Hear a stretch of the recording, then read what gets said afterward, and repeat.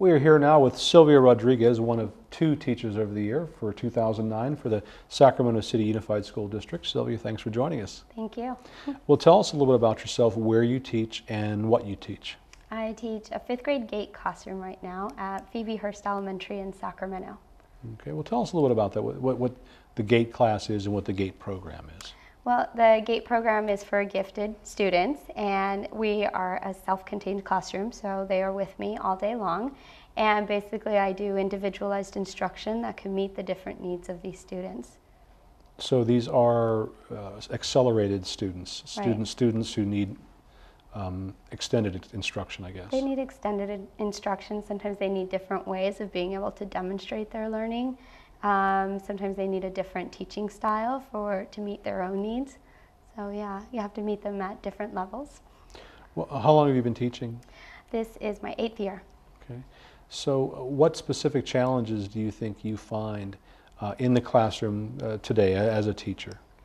Well, I think all teachers meet the challenge, of course, of students that are uninterested in the educational process, or they have other issues that are more pressing to them, personal issues. So, and I love trying to meet those challenges by doing a social service curriculum that empowers the children and is developed from student choice and student ideas and takes them into the community where they're able to make a change for the better on something that they really care about. Well, kind of expound on that. What do you mean? How do you do that? So for example, this year the students came in, and last year the kids had done a watershed project, and the students came in to me this year and they also wanted to do some kind of environmental project. So initially I tell them to just start thinking of ideas, and we start just building community within the classroom. By October they had come up with the idea of wanting to plant native plants somewhere where native plants were needed. And so we talked about different areas where they could do that, and the students had to contact different centers. So they contacted the Matherfield Vernal Pools, they contacted the FEO Nature Center, they contacted the Sacramento Tree Foundation, and they ended up creating a partnership. And this is all students having to do this. So they created a partnership with FEO Nature Center and the Sacramento Tree Foundation. And we spent a year working with biologists and ethnobotanists and learning about native plants. We created a grow center in the classroom. We grew native plants and we took them out to FEO and were able to reforest an area out there. And as part of that, the students also wanted to be able to share their message and their learning and their ideas with the community. So we applied for a grant through SECC and Channel 10, where we got a camera grant. We created a 10-minute documentary on their work and a public service announcement for the Stormwater Protection Agency, which the City of Sacramento Stormwater Protection Agency gave us $2,500 grant to do this work also. So we did the public service announcement for them. But it was all the students wrote the grants. The students worked in the classroom to put all this together.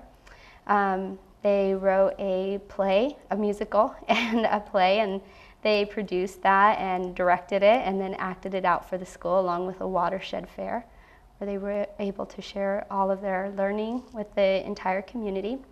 And then they wrote 70-page field guides for the FEO Nature Center, and they were field guides on native plants found in the Sacramento area, and they researched the ecological and ethnobotanical information. So it was really hands-on for them. It was very hands-on for them. Now, do you find that it's the hands-on type of projects that really motivate the students the most?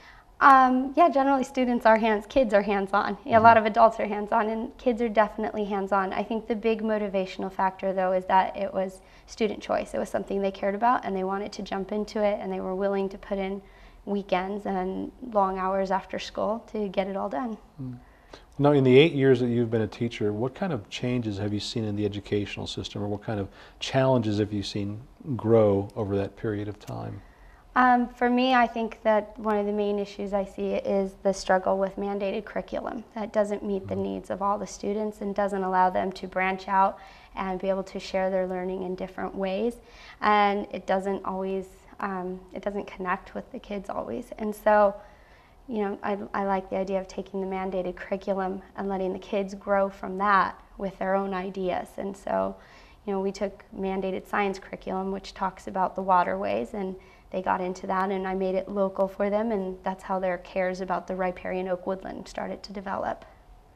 So it really is. There are several challenges, but The kind mandated of, curriculum, I think, yeah. It just, if I think it's not meeting all the needs of the students. Now, you were talking about motivating kids and kind of being hands-on. How do you deal with those students that are a little harder to motivate than others? You have to find them where they are. And so I use a lot of Rudolf Steiner's philosophies. He is a philosopher who developed Waldorf education. And I do a nightly reflection on each of my students, especially students that I see that are struggling more. And so by doing that, it makes me go through my day and see where I didn't maybe meet that student or where I could have addressed a concern better. And then I also think that with those students, it's very important to bring in their families. So we have a lot of family involvement in the classroom. Another Waldorf idea that I use is the idea of parent meetings. And so every 6 weeks, our classroom is opened up and the children create an agenda, and then they share that agenda with they share what's on that agenda with the parents and community members who come into the classroom in the evening, like from 6 to 8.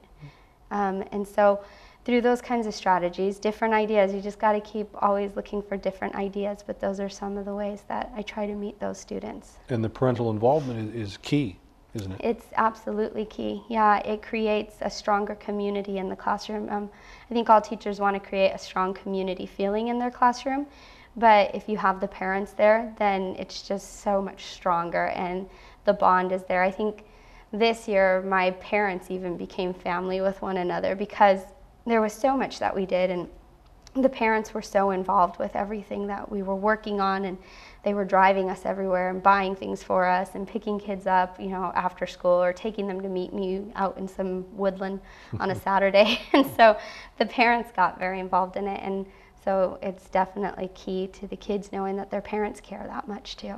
Well, what inspired you to become a teacher? I used to write for newspapers. I majored in journalism actually, and I started out writing at a paper in Eldorado Hill, near Eldorado Hills, and then I was up in Fairfield writing for a while, and I covered politics and government.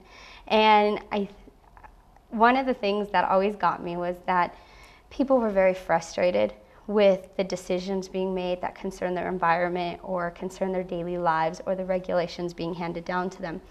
And they were frustrated, but they didn't know how to make changes themselves. They didn't know where to go to change things, who to talk to, and lots of times they felt that they couldn't.